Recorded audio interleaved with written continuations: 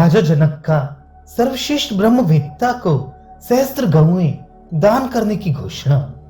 विदेह देश में रहने वाले राजा जनक ने एक बड़ी दक्षिण वाले यज्ञ द्वारा यजन किया।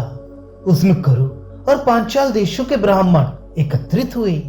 उस राजा जनक को यह जानने की इच्छा हुई कि इन ब्राह्मणों में अनुवचन अर्थात प्रवचन करने में सबसे बढ़कर कौन है। इसलिए उसने एक सहस्त्र गौएं गौशाला में रोक ली। उनमें से प्रत्येक के सींगों में 10-10 पात स्वर्ण बंधे हुए थे। जनक नाम का सम्राट विदेह देश का राजा था। विदेह देश में उत्पन्न होने और रहने के कारण उसे वैदेह कहते हैं।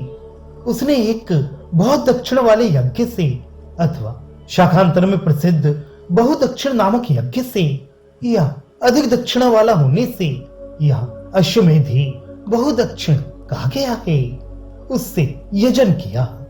वहां उस यज्ञ में निमंत्रित होकर अथवा उसे देखने की इच्छा से कुरु और पांचाल देशों के ब्राह्मण एकत्रित हुए, क्योंकि इन्हीं देशों में विद्वानों की बहुलता प्रसिद्ध है।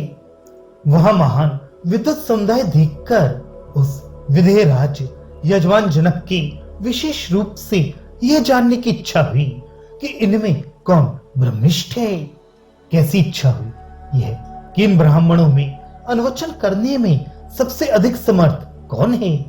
अनुवचन करने वाले तो ये सभी हैं, किंतु इनमें अतिशय अनुच्चार अर्थात प्रवचन करने वाला कौन है, ये उसने जानना चाहा। इस प्रकार अनुचानतम विषयक जिज्ञासा उत्पन्न होने पर उसे जानने का उपाय करने के लिए उसने नई अवस्था वाली एक सहस्त्र गौएं रोक ली अर्थात गौशाला में रुकवा दी। वे किस विशेषण वाली गौएं रोकी गई थी सो बतलाया जाता है। फल का चतुर्थ भाग पाद होता है। ऐसे स्वर्ण के 10-10 पाद एक एक गौ के सींगों में बांधे हुए थे अर्थात एक एक सींग में 5-5 पाद थे।